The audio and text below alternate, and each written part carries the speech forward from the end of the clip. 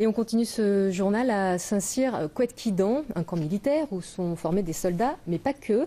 Une unité civile forme aussi des cadres d'entreprise ou comment d'anciens militaires font partager leur expérience à des dirigeants de PME ou de grands groupes pour gérer crise et stress. L'une de nos équipes a assisté à une session de formation au leadership pour des dirigeants de chez Renault. Gilles Lemorvan, Nicolas Dalaudier. Cette trentaine de personnes s'adonnerait au pillage des habitations et des commerces, profitant du chaos créé par le séisme.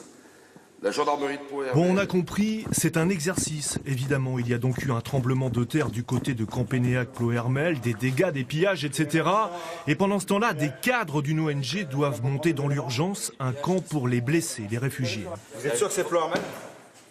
On peut redemander la confirmation. Oui, ça serait bien que vous redemandiez parce que ce n'est pas les éléments que j'ai eus Dans le civil, ils travaillent pour Renault, dirige pour la plupart des concessions et les voilà donc à Couët-Quidan pour 3 jours, stage de formation au leadership. Ici, on va les faire monter en température pour leur apprendre à gérer des situations de crise, à dominer leur stress, à déléguer, écouter, prendre les bonnes décisions au bon moment, sereinement.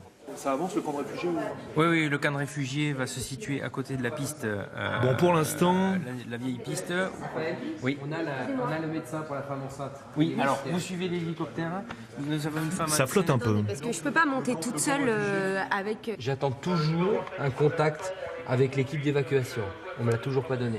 Ce soir, dans le débriefing, on va vraiment travailler sur chacun individuellement. Qu'est-ce qui s'est passé pour vous? Qu'est-ce que vous en apprenez pour mettre en œuvre du management, un recadrage, des types de décisions, des manières de travailler plus performantes, plus efficaces. Les formateurs sont des anciens militaires qui souvent ont bourlingué dans des endroits du monde où l'urgence et le stress relèvent de la routine. Ils sont là pour donner des clés aux civils. Il leur manque une dimension très souvent et qui est une dimension en fait de richesse humaine, de cohésion, de rassembler l'équipe pour pouvoir atteindre un objectif, donc une réussite humaine et qui permettra après à leur entreprise de pouvoir rebondir sur un autre objectif et d'être encore plus performant. Vas-y. Saint-Cyr, formation continue, a accueilli 2400 stagiaires l'an passé de chez Orange, Banque Populaire, ERDF, etc. Des PME aussi.